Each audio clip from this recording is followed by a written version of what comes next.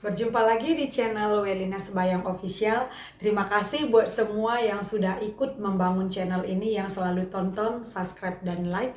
Kali ini kita akan kembali membahas soal uji kompetensi bidan dengan topik asuhan kebidanan pada ibu menopause dan asuhan kebidanan komunitas. Seperti biasa, sebelum kita mulai ke pembahasan, jangan lupa tekan tombol subscribe yang masih berwarna merah sampai berwarna abu-abu dan bunyikan lonceng dan jempol like. Terima kasih. Kita mulai soal nomor 1. Seorang perempuan umur 45 tahun datang ke BPM mengeluh terlambat haid 2 bulan. Hasil anamnesis haid tidak teratur sejak 6 bulan terakhir. Absektor KB AKDR, sering merasa panas, memerah, dan berkeringat pada wajah. Hasil pemeriksaan tekanan darah 120/80, nadi 80 kali per menit, suhu 36,5 derajat Celcius, abdomen tidak teraba adanya massa. Diagnosis apakah yang paling mungkin pada kasus tersebut?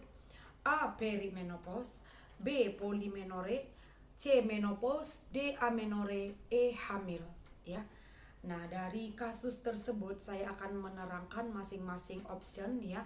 A. Perimenopause ini adalah satu gejala pada masa menjelang menopause. Sementara menopause itu sendiri adalah di mana kondisi ibu yang sudah 1 tahun full tidak mendapatkan haid. Nah, jadi pada perimenopause ini adalah masa menjelang menopause ini biasanya di sini haidnya sudah tidak teratur. Ya, seperti pada kasus haid tidak teratur sejak 6 bulan terakhir.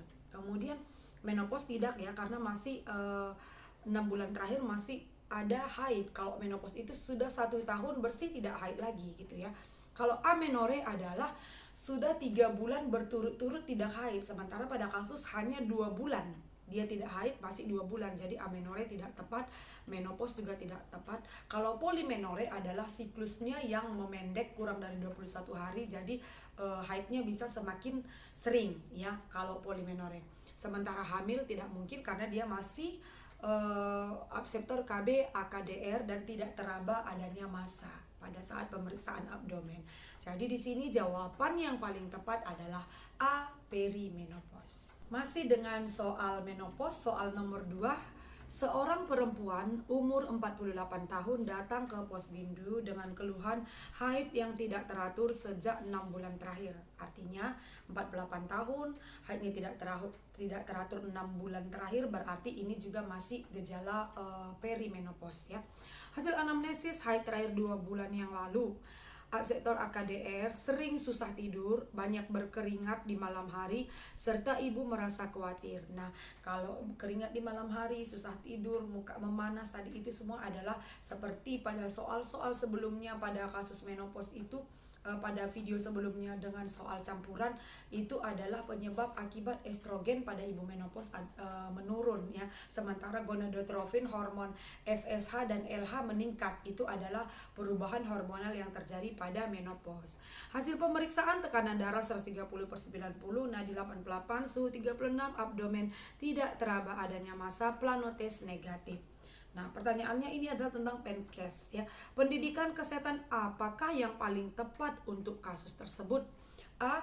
Terapi hormon pengganti untuk mengurangi gejala menopause. Tentunya kalau kita memberikan terapi hormon pengganti, ini membutuhkan konsultasi lebih lanjut dulu dengan dokter obgyn. Jadi kalau kita bidan tidak bisa langsung begitu saja untuk memberikan terapi hormonal ya. B. Perubahan hormonal selama perimenopause. C. Diet tinggi kalsium untuk mencegah osteoporosis. D. Olahraga teratur untuk memperkuat tulang. E. Pemakaian kontrasepsi hormonal. Hormonal tentu tidak, karena di sini masih pada kasus dijelaskan kalau ini ibunya absektor AKDR, jadi tentu kita tidak menganjurkan pemakaian kontrasepsi hormonal.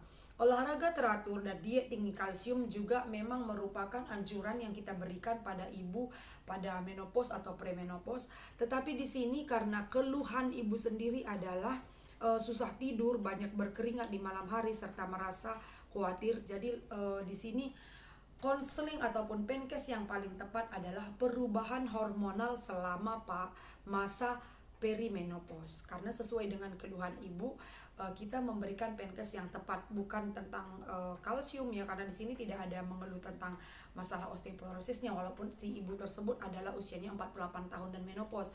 Tetapi yang keluhannya itu adalah karena perubahan hormonal. Jadi konseling yang paling tepat adalah B, perubahan hormonal selama masa perimenopause. Soal nomor 3, di sini soalnya memang agak mirip ya dengan soal nomor 1. Saya bacakan, seorang perempuan umur 47 tahun datang ke BPM mengeluh haid tidak teratur selama 1 tahun. Tetap artinya di sini dia bukannya menopause karena masih haid tidak teratur. Tetapi kalau tadi opsinya kasusnya berkata sudah tidak haid selama 1 tahun, maka ini bisa kita katakan menopause. Tetapi karena masih ada keterangan haid tidak teratur selama 1 tahun, berarti belum menopause. Hasil anamnesis terkadang 3 bulan tidak haid, kadang sangat banyak, cemas, dada berdebar-debar, sulit tidur, dan mudah tersinggung. Kembali lagi, karena usianya 47 tahun, sudah jelas ini adalah gejala menjelang menopause atau perimenopause ya. Hasil pemeriksaan tekanan darah 130/80, nadi 88 kali per menit, suhu 36 derajat Celcius, pernapasan 18 kali per menit. Keluhan ini pada umumnya sering dialami oleh siapa pada kasus tersebut?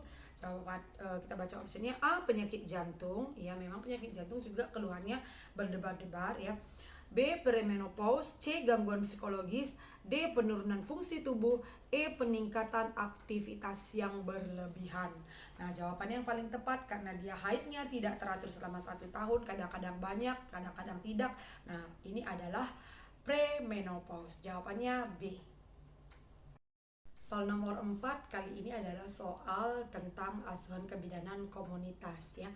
Berdasarkan hasil survei pada sebuah desa didapatkan bahwa 65% wanita usia subur di desa tersebut memiliki faktor risiko kanker serviks ya. 65% wanita usia suburnya risiko kanker serviks. Namun dari data cakupan pemeriksaan IFA-tesnya hanya 5%, artinya sangat rendah sekali ya, yang berpartisipasi pada program tersebut di puskesmas. Sebagian besar WUS lainnya tidak berpartisipasi karena tidak mengetahui tentang IFA-tes dan tidak punya biaya ke puskesmas untuk memeriksakan diri. Nah, pertanyaannya, tindakan apakah yang paling tepat sesuai kasus tersebut? A, edukasi. B, konseling. C, sosialisasi BPJS. D, melaporkan pada dinas sosial. E, pendekatan kepada tokoh masyarakat. Nah, jadi kalau soal komunitas seperti ini kita harus melihat akar permasalahannya apa. Nah, di sini akar permasalahannya itu adalah IFA-tes hanya 5%. Ya, artinya banyak yang beresiko kanker tetapi tidak mau memeriksakan diri IFA-tes karena apa? Karena tidak mengetahui, ya kan di sini 5% saja yang berpartisipasi pada program tersebut. Sebagian besar WUS-nya tidak berpartisipasi karena tidak mengetahui tentang IFA-tes. Nah, jadi artinya ada kata kuncinya tidak mengetahui. Nah, IFA-tesnya rendah karena tidak mengetahui. Jadi jawabannya adalah yang paling cepat itu adalah edukasi. Artinya kita harus memberikan edukasi ataupun penjelasan tentang IFA-tes. Bukan konseling, bukan sosialisasi ataupun melaporkan dinas sosial atau mendekati tokoh masyarakat, tetapi edukasi. Jawabannya adalah A. Ke soal nomor 5. Seorang bidan desa sedang melakukan pengkajian pada desa binaannya. Didapatkan data bahwa di desa tersebut banyak terjadi kasus anemia sekitar 40% pada usia reproduktif, sehingga banyak terjadi kelahiran bayi berat badan lahir rendah atau BBLR. Masyarakat jarang makan ikan atau daging karena daya beli masyarakat yang kurang. Nah, kembali kalau pada komunitas kita harus mencari akar penyebab permasalahan tersebut ya. Jadi di sini masalahnya adalah BBLR. BBLR ini kenapa? Karena anemia. Anemianya kenapa? Karena jarang makan ikan. Jarang makan ikannya kenapa? Karena daya beli yang kurang. Artinya daya beli yang kurang adalah menjadi akar permasalahan. Pertanyaannya, rencana asuhan apakah yang paling tepat dilakukan pada kasus tersebut? A, penyuluhan. B, konseling nutrisi. C, mencari donatur tetap. D, pemberdayaan ekonomi. E, pendekatan tokoh masyarakat. Nah, jawaban yang paling tepat di sini adalah D, pemberdayaan ekonomi. Karena apa? Tadi kita cek pada kasus yang menjadi akar permasalahan ini adalah daya beli yang rendah, daya beli masyarakat yang kurang karena faktor ekonomi. Itulah yang mengakibatkan jarang makan ikan, itulah yang mengakibatkan anemia dan menyebabkan terjadinya BBLR. Nah, kalau penyuluhan ini mungkin kalau kasusnya ini banyak yang masyarakat yang masih kurang paham, boleh dengan penyuluhan ataupun konseling nutrisi, itu lebih bukan. Mencari donatur tetap juga bukan, pendekatan tokoh masyarakat juga bukan. Jawabannya adalah D, pemberdayaan ekonomi. Kita ke soal terakhir nomor 6 untuk kasus kebidanan komunitas.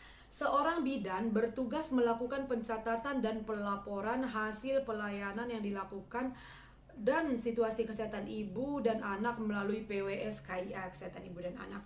Hasil pencatatan PWS-KIA tersebut disajikan dalam bentuk grafik untuk kebutuhan pelaporan. Saat ini bidan sedang membuat grafik tentang kunjungan nifas yang dilayani 3 kali oleh tenaga kesehatan. Apakah grafik yang akan dibuat bidan pada kasus tersebut? A K1, B K4, C KF, D KN1, E KN2. Ini adalah cakupan data PWS-KIA pada grafik yang harus dibuat bidan pada pelaporan PWS-KIA. Nah, K1 ini adalah kunjungan antenatal 1. Ya, K4 itu adalah kunjungan antenatal K4, kunjungan 4. KF itu adalah kunjungan nifas, jangan terkecoh. KN ini bukan kunjungan nifas, tapi KN ini adalah kunjungan neonatal 1 dan KN2 kunjungan neonatal 2. Kalau nifas itu simbolnya adalah KF. Jadi karena ini pertanyaannya tentang kunjungan nifas, maka jawabannya adalah C, KF.